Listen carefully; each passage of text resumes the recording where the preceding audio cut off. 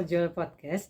Hari ini kita akan membahas salah satu topik yang sangat-sangat menarik, yang sangat sering disalahpahami, bahkan sering juga dijadikan teori konspirasi dan digunakan atau dijadikan sebagai film-film horor. Nah, apalagi kalau bukan tentang 666 dan ada kaitannya tentu saja dengan antikristus. Nah, topik ini tuh bukan berbicara tentang angka-angka saja, tapi sebenarnya ada kaitannya dengan teologi, dengan sejarah dan lain sebagainya. Nah, tentu saja ketika membahas topik yang sangat menarik ini, saya tidak sendirian dong penonton setia Joel Podcast. Saya membawa narasumber kita yang sudah pernah hadir pada video kita sebelumnya, yaitu siapa lagi kalau bukan Kak Elvira. Nah, kita udah bersama nih bintang tamunya. Halo Kak Elvira. Halo Kak Johanna. Nah, Kak, saya mau tanya dulu nih sebelum kita masuk dalam pembahasan. Ketika kakak dihubungi untuk membahas topik ini, sebenarnya gimana sih Kak? Perspektif kakak itu atau perasaan kakak itu gimana sih Kak? Jujur seneng sih, karena ini topik yang menarik ya teman-teman. Ini merupakan topik yang sering kali dibahas, bahkan juga sering salah pahami orang Kak Johanna. Nah, Kak Elvira, kita mau mulai nih podcastnya kita. Nah, di sini nih Kak, saya udah siapin beberapa pertanyaan nih di catatan saya. Nah, sebelum kita masuk lebih dalam Kak, kita lihat dulu dong dasarnya. Gimana sih Kak, banyak orang tuh kan membaca kitab Wahyu itu perspektif mereka itu kayak lagi baca film apokaliptik gitu loh Kak. Susah kali, banyak hal-hal yang susah dimengerti gitu Kak. Nah, sebenarnya kitab Wahyu ini konteksnya itu berbicara tentang apa sih Kak kalau boleh tahu? Nah, ini juga penting nih teman-teman. Jadi kitab Wahyu itu ditulis pada tahun 90-an, 90 Masehi begitu. Nah, ini juga ditujukan untuk 7 jemaat di Asia Kecil pada waktu itu Kak Johanna. Tapi kitab ini ditulis pada waktu penderitaannya sangat banyak begitu. Mereka menderita secara sosial, ekonomi, dan juga rohani. Nah, penulis juga menggunakan genre yang apokaliptik, simbolik, dan metafora. Jadi itu merupakan satu kesatuan. Jadi yang penuh dengan simbol, metafora, angka, dan juga kode. Jadi pembaca pada waktu itu, pembaca kitab Wahyu pada waktu itu, mereka memahami dan mengerti bahwa angka-angka dalam Wahyu itu hanyalah metafora atau hanya simbolis. Walah, jadi kalau orang-orang zaman sekarang kayak langsung teriak atau menyimpulkan barcode itu sama dengan 666, itu berarti keluar dari konteksnya dong Kak? Betul banget Kak Johanna. Jadi kita harus kembali ke dunianya Yohanes teman-teman, biar kita tahu apa maksudnya sebelum kita mengaplikasikan dalam kehidupan modern kita saat ini Kak Johanna. Oke. Kita masuk pada intinya aja nih Kak. Jadi tadi kan kita udah lihat konteksnya nih Kak. Nah, saya pengen tahu dong Kak, dan pasti teman-teman podcast Joel juga pengen tahu nih. Sebenarnya dalam Wahyu 13 ayat 18 itu kan menyebut angka 66 itu sebagai bilangan bintang nih Kak. Nah, sebenarnya angka 666 ini yang bahkan terkenal nih Kak ya sampai sekarang, itu sebenarnya itu memiliki makna apa sih Kak? Oh, ini bagian yang banyak sekali ditanyakan sebenarnya. Oke, yang pertama adalah angka 66 itu merupakan angka yang simbolik Kak Johanna. Jadi bukan magic number seperti yang sekarang digaungkan begitu. Nah, dalam Ibrani, angka itu mempunyai nilai. Jadi kalau misalkan 7 itu tanda kesempurnaan, utuh. Nah, 6 itu adalah tanda bahwa sesuatu itu kurang atau belum selesai. Jadi 666 itu merupakan ketidaksempurnaan total atau ketidakutuhan yang secara berulang-ulang. Itu yang pertama Kak Johanna. Yang kedua, 666 ini berhubungan dengan gematria. Nah, gematria ini adalah sistem Yahudi kuno di mana huruf sama dengan angka. Nah, jadi nama tokoh tertentu itu bisa dikodekan sebagai angka. Nah, contohnya seperti Kaisar Nero nih, Kaisar Nero dalam tulisan Ibrani, Kaisar Nero itu dijumlahkan namanya itu 666. Nah, begitu Kak Johanna. Jadi pembaca awal itu ketika melihat tanda atau tulisan angka 666 itu berarti mereka langsung teringat dong pada Nero itu. Iya betul sekali Kak Johanna, karena pada waktu itu seperti yang kita tahu ya, Nero itu kejam, membakar Roma, menyalahkan orang Kristen, membunuh banyak martir, dan juga menjadi simbol pemerintahan antikristus pada waktu itu Kak Joanna. Nah, tapi Yohanes menulis Wahyu ini bukan hanya berbicara tentang Nero Kak Joanna, tetapi juga untuk sistem yang bekerja seperti Nero. Begitu.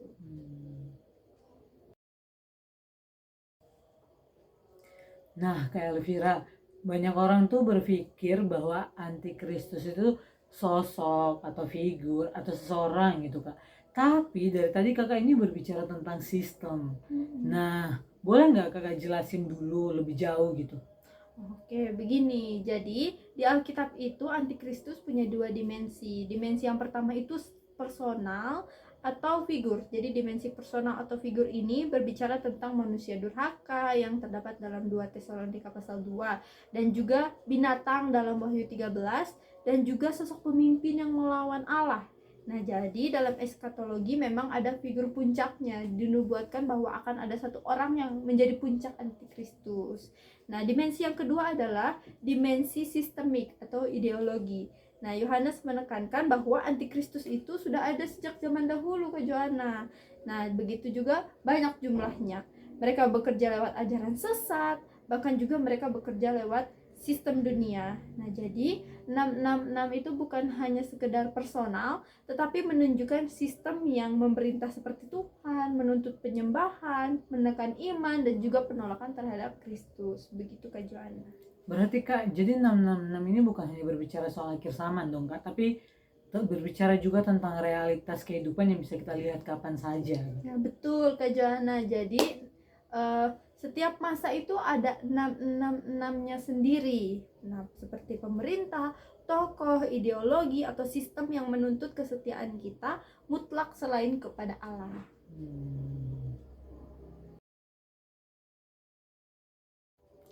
Nah, Kak Elvira, kita ini akan masuk ke dalam sesuatu hal yang sering buat panik, buat orang tuh bertanya-tanya gitu Kak. Nah, tanda binatang yang ada di dahi dan di tangan Kak, apakah ini literal atau gimana sih Kak? Seperti chip, barcode, atau vaksin yang sempat heboh beberapa tahun lampau gitu Kak. Nah itu gimana itu Kak? Jawabannya tidak literal seperti yang tadi saya sudah bilang. Kenapa? Karena seluruh kitab Wahyu ini memakai gaya simbolik seperti yang tadi saya sudah jelaskan di awal. Tanda di dahi itu artinya cara berpikir, dan tanda di tangan merupakan cara bertindak. Jadi ini bukan berarti microchip, QR code, vaksin, kartu bank, paspor digital, tetapi soal kepada siapa kita memberi kesetiaan kita, kepada siapa kita mengatur nilai kehidupan kita, dan juga kepada siapa kita mengontrol kehidupan moral kita. Jadi Kak, orang yang memiliki tanda binatang itu adalah orang yang mengikuti sistem pemerintahan, bukan sistem salah, sistem dunia. Oh, jadi Kak, orang yang memiliki tanda binatang itu berarti orang itu mengikuti sistem dunia dong Kak. Berarti dia tidak mengikuti sistemnya Allah. Iya, betul sekali. Dan ada satu fakta penting yang harus kita tahu.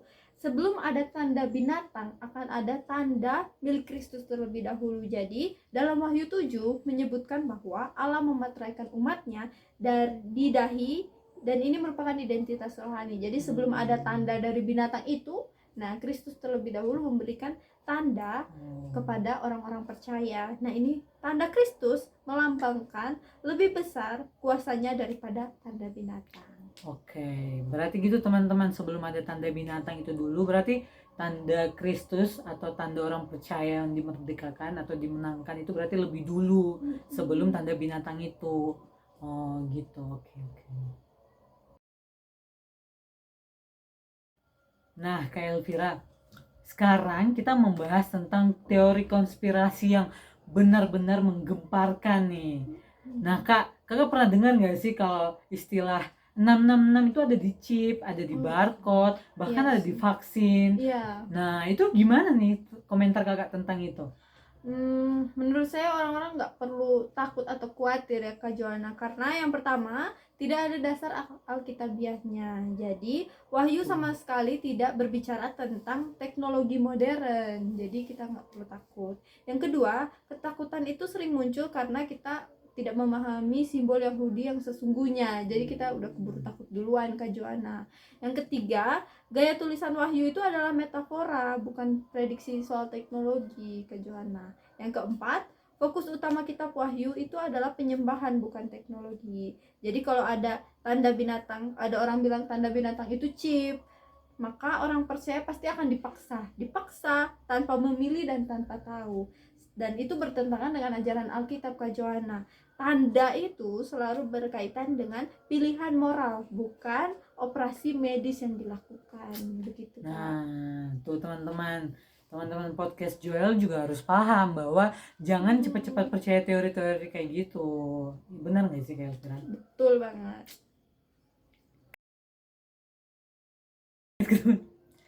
Nah Kak, dalam sejarah gereja nih, bagaimana sih Kak orang Kristen tuh memahami 666 ini sih Kak? Bahkan saya aja baru paham nih Kak pas penjelasan sama Kakak itu kayak, oh ternyata teori konspirasinya tuh sebenarnya nggak kayak gitu. Hanya kita aja yang terlalu percaya mitos-mitos gitu ya Kak. Nah itu gimana sih Kak? Coba Kakak jelasin. Ini menarik banget sih Kak, karena ternyata 666 ini bukan hanya teori yang muncul saat ini aja, sejak zaman dahulu itu sudah ada gitu. Nah, ternyata juga ada banyak tokoh-tokoh sejarah gereja yang sudah dituduh sebagai pelaku antikristus ini.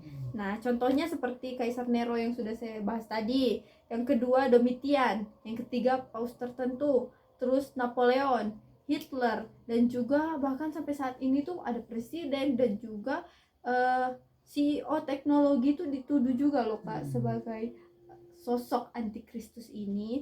Jadi kecenderungan manusia saat ini, bahkan juga zaman dulu, mulai dari zaman dulu hingga saat ini tuh mengkambing hitamkan gitu. Seseorang langsung bilang, oh ini antikristus 666. Nah begitu. Tapi menariknya, teolog-teolog besar seperti Agustinus, Athanasius, Luther, Calvin, dan juga Wesley, mereka tetap mengatakan bahwa 666 itu merupakan simbol teologis. Jadi bukan sebagai angka yang literal, dan juga bukan hanya nama seseorang saja, tetapi merupakan pola, sistem, dan spirit yang melawan Allah. Begitu Kak Johanna.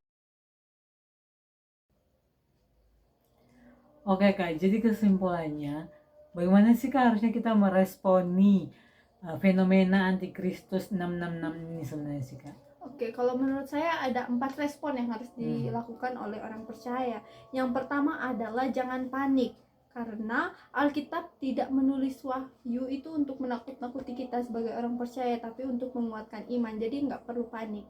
Yang kedua, kita harus terus memegang firman Kak Johanna. Kekeliruan itu muncul karena orang lebih percaya kepada TikTok daripada kepada Alkitab ya untuk saat ini ya. Nah, jadi kita harus tetap berpegang pada firman. Jangan kita scroll TikTok langsung, oh ini 66, terus kita langsung percaya. Enggak, kita harus kembali kepada Alkitab. Yang ketiga adalah melatih kepekaan rohani. Jadi, tanda binatang itu bukan disuntik, tetapi dipilih. Yang keempat, fokus pada tanda Kristus. Lebih fokus dan lebih mementingkan hidup, bagaimana cara hidup kita untuk dimateraikan oleh Kristus daripada sibuk untuk mencari oh angka 66 ini apa sih begitu dan lain sebagainya. Begitu Kak Johanna. Oke Kak Elvira. Wow, sobat podcast Joel, pembahasan kita ini hari ini cukup berat ya, tapi itu membuka wawasan kita, membuat perspektif kita tuh jadi berpikir lebih luas gitu ya Kak. Betul, jadi Kak supaya lebih nggak percaya dengan teori-teori konspirasi, mitos-mitos yang beredar. Nah, kita jadi paham nih bahwa angka 666 itu sebenarnya bukan angka kutukan, tapi itu adalah simbol spiritual tentang kekuatan yang melawan Kristus ya Kak Elvira ya. Nah, terima kasih banyak Kak Elvira atas penjelasannya, bahkan udah bersedia hadir nih di podcast Joel untuk menjelaskan ini. Sama-sama Kak Johanna. Nah, semoga pendengar podcast ini setelah ini lebih berhati-hati dan lebih bijak dalam membaca kitab Wahyu. Jangan mudah terombang-ambing hanya oleh karena TikTok. Amin, amin. Terima kasih juga untuk Elvira, bahkan Sobat Podcast Joel yang sudah setia menonton episode kali ini. Nah, tetap berpegang teguh pada firman Tuhan, tetap setia pada Kristus, bahkan jangan sampai biarkan angka-angka itu membuat teori-teori konspirasi dan mengganggu perspektif kalian, Sobat Joel. Nah, sampai jumpa di episode selanjutnya dan tetap setia pada imanmu bersama dengan Kristus. Tuhan Yesus memberkati.